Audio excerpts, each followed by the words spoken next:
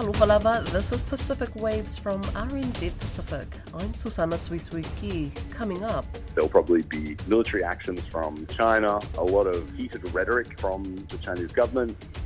Taiwan's president prepares for his Pacific tour. Also, if Mum was still alive, if I was to say, I'm angry about this, why aren't you angry? She'd probably just reply, they're going to fix this, get it forgive and move on. There's mixed feelings over the Samoan bill, and later, I lost last 1 year, 9 years ago, and I'm so happy for the boys, what the boys been through. Fiji Sevens team win the Dubai Sevens title. Taiwan's president's visit to its South Pacific allies this week is likely to heighten geopolitical tension in the region short term, according to an Australian National University expert. Taiwanese President Lai Ching-te is on a week-long trip to the Marshall Islands, Tuvalu and Palau, with controversial stopovers on American soil. China has described Lai as a separatist and has strongly condemned him stopping in Hawaii and Guam. Margot Staunton asked research fellow and geopolitics expert Benjamin Hoskovich how significant the trip is for Taiwan's Pacific Island allies. It is a very significant visit because Taiwan is under a huge amount of pressure internationally, with the People's Republic of China trying to isolate Taiwan internationally. And a big part of that for Beijing is trying to pry away countries that have formal state-to-state relations with Taiwan and have them flip over and recognize the People's Republic of China. And 3 of those countries are in the South Pacific, or the Pacific region more broadly, and Beijing has been stepping up its efforts to win Taiwan's diplomatic partners over and have them cut ties with Taiwan. And so this visit is a significant effort on the part of the Taiwanese administration to shore up those diplomatic partners and try and avoid a scenario in which, in the coming months and years, more countries abandon formal state-to-state ties with Taiwan, which has already happened in the Pacific a number of times in recent years. We've had Solomon Islands, Kiribati, Nauru all switch recognition from Taiwan to the PRC, and there's probably growing nervousness in Taipei that similar things could happen. And in particular, in relation to Palau, there's been this publicly reported long-term effort on the part of Beijing to win it over and have Palau cut ties with Taiwan. So the trip is a significant effort to try and shore up those diplomatic ties for Taiwan and avoid Taiwan becoming more and more internationally isolated. This issue is going to come up during the bilateral talks with these 3 countries, isn't it? Yes, almost certainly there would be talk about what Beijing is doing to try and win them over, what Taiwan might be able to do to maintain its formal state-to-state relations with those countries. In the past, many countries that have had ties with Taiwan but that have been courted by China to switch recognition have been offered various different inducements and benefits from the Chinese government. And it's very possible that these 3 countries are being offered various different benefits from China to switch allegiance. And so, as well as the positive public diplomacy, there might be some hard-headed negotiations taking place behind closed doors where countries are making requests of Taiwan to keep the formal state-to-state relations going and to avoid a scenario in which they switch over to the PRC. So there's probably going to be a bit of wrangling and a bit of negotiating happening behind closed doors, with extra ask being put to the Taiwanese government to say, if you want us to keep on recognizing you as sovereign state, you're going to have to front up with maybe more development assistance or more investments or more infrastructure or whatever the case might be.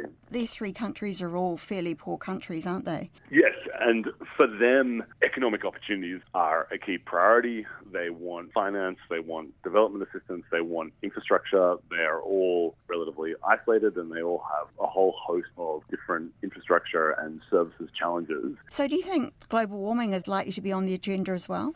I wouldn't be surprised at all if that was one of the elements of discussion. Taiwan is a significant economy globally, and so what Taiwan does in terms of carbon emissions and the like matters for the world at large and for the Pacific in general. But maybe in more concrete terms, there would be discussion between these countries and Taiwan as to what Taiwan can do to assist in the event that their circumstances become more dire as a result of climate change. All of these countries are facing a whole host of challenges associated with rising sea levels, for example, and increases in water temperatures, and it's very possible that they would be looking for assistance from and collaboration with Taiwan to help manage some of those challenges. The delegation plans to stop over in Hawaii and Guam. Have you had any thoughts about what they might want to discuss?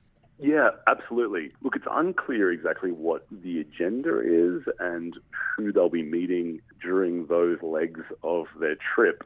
And that's understandable on some level in that if those engagements were highlighted and publicized, that would probably further prompt a negative, hostile, critical response from the Chinese government. But one aspect of it is that from the point of view of the Taiwanese government, it is valuable to have these visits to U.S. territories. The United States is, for Taiwan and its security long-term, the most important partner. U.S. security support provides the military backstop that ultimately protects Taiwan. And so engagements with the United States are important, kind of part of that effort to keep international space open for Taiwan, because the People's Republic of China would very much prefer Taiwanese officials and leaders to never transit through the United States. From the point of view of safeguarding Taiwan's ability to engage with the world, it's important for Taipei to be able to send its leaders and senior figures to various different parts of the United States. The other aspect of it is that both of these places are significant from the point of view of military strategy and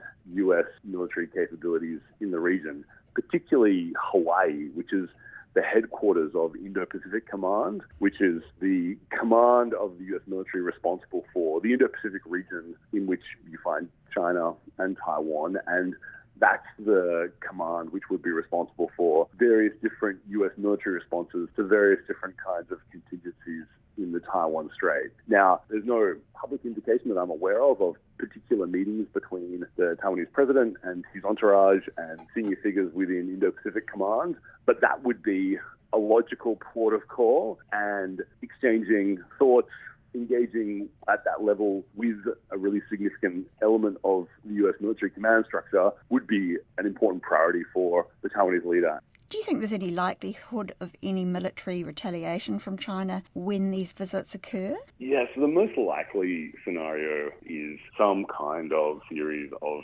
military exercises and an increase in the presence of the Chinese military around Taiwan over the course of this visit, or at the very least to occur after the visit. But in recent years, and probably in this particular instance, it's unlikely to be anything more than a significant show of strength by the Chinese military. Do you think it's likely that America would respond? With some kind of military action? Not directly. In the past, when there are these kinds of visits and then there is a military response from China, typically the response from the international community, including the United States, is to express concern and object to what Beijing is doing and express a strong preference for peace and stability in the Taiwan Strait.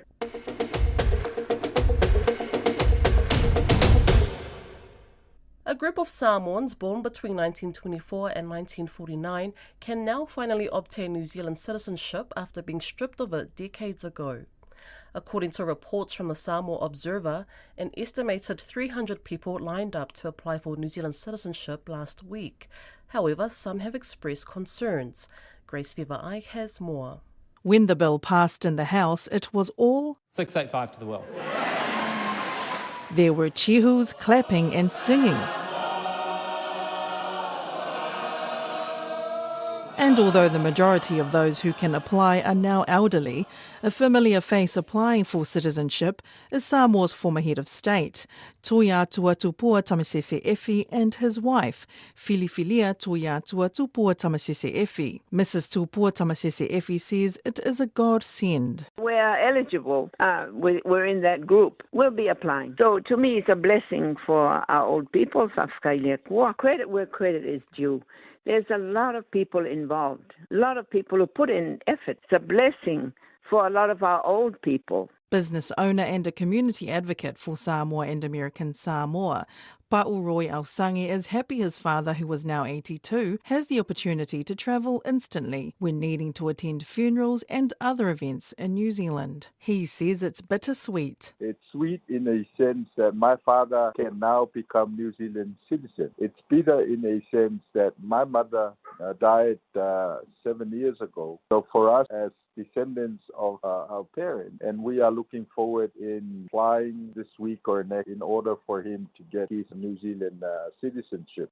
For Ruth Serena Litasi Oloapu, she does not speak English. The situation is challenging, and as one of 13 children, Ruth lives in Savaii and is applying for citizenship on behalf of her 89-year-old father. She hopes the bill will be amended to allow descendants the same opportunity to care for their ageing parents. There are 13 of us children from my father. That was the only outcome people were waiting for, was whether or not the bill would extend down to descendants. Because I plead, who is to look after our parents who are elderly if they were to move to New Zealand? Photographer and visual artist Raymond Sangapolutele took to social media slamming the bill. His parents would have been eligible, but they have both passed away. He explains his frustration was mainly targeted at the former government who took away the citizenship in the first place. When I wrote about it, I kind of, if Mum was still alive, if I was to say, I'm angry about this, why aren't you angry? She'd probably just reply, what's that going to fix? It's better forgive and move on. And I don't know if I'm quite ready for that. That's more or less what I meant. I'm like, it'll take me a bit longer to kind of get to that point where I'm like, okay, I guess we'll just move on. But for now, it's just the pettiness of the Muldoon government. Samoa's Prime Minister Fiume Naomi Mata'afa earlier distanced herself from debate around the bill, saying it was a matter for New Zealand. But former Prime Minister Tuila Epasailele Malilengaoi said it isn't good enough and they will continue to fight for descendants to gain New Zealand citizenship.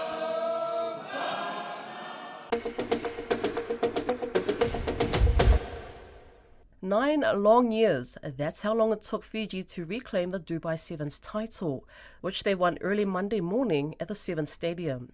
It was back in 2015 when then captain and current head coach Osea Kolinisau, with a younger Sivuloni Modenadango, last assisted the Fijians to claim the title at the event.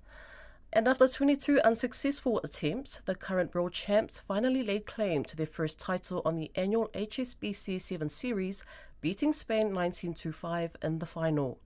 Elisa Tora has this report. A happy Kolinisau, fighting to keep his emotions in check during the post-match interview on Sky Sports, said it was great to finally win, as Spain gave Fiji a run for their money in the first half, keeping the pressure on. It's been a long time coming. We'd like to thank the Lord Almighty. I know it's been a 2-year long wait. I lost last 1 year 9 years ago, and I'm so happy for the boys, what the boys been through. Fiji has a tough public, and I'm so happy that we've got the monkey off our back now. The side included two debutants, Kawikini Tanivanuakula and George Bosse, who both played like experienced hands at the tournament. Tanivanuakula says it was a dream come true, having watched the series over the years and hoping that one day he would be playing against the best in the world. I am thankful that we have a chance as coaches and players to come together to do this. It's a dream come true that we have been able to achieve this, and we are very excited and thankful. Bosse, who controlled the midfield well for the team, says team unity was a big contributor to their success, as they also believe they will need to tighten their defense heading into the next round of the series in Cape Town this weekend. There has been a lot of team unity and teamwork which help us to achieve what we were able to do today. But we have to keep working on our defense and better that, because we know that in the past 2 days there were some gaps seen in our defense. Meanwhile, the team heads to the Cape Town Sevens this weekend in the second round of the HSBC Sevens 2025 and have Great Britain and Uruguay in Pool A. Coach Kolinisau says Fiji will need to keep working hard if they are to be consistent off the back of their Dubai Sevens victory. Hard work, and we want to be consistent And we've worked really hard this last 6 months. I know we got disappointed at the Olympics, and I told the boys, we were just starting off, and I told the boys that, hard work always pays off, and it paid off for us here. The Dubai win puts Fiji at the top of the new series season with a full 20 points, ahead of Spain, Argentina, New Zealand and France, the top 5 at the moment. Australia defeated New Zealand 28-24 to retain their title and lead the women's competition, ahead of New Zealand, France, Great Britain and the USA. The Fijiana women's team finished last at the event, losing all their games, including the playoff for 11th position to Spain. All 24 teams now move to Cape Town for the second round of the new series, with games kicking off late Saturday night, New Zealand time, with final schedule for Monday morning. That's Pacific Waves for today. For more episodes, head over to rnz.co.nz/Pacific. We're also on Spotify, Apple and iHeartRadio. From myself and the RNZ Pacific team, Tōwha Soifua.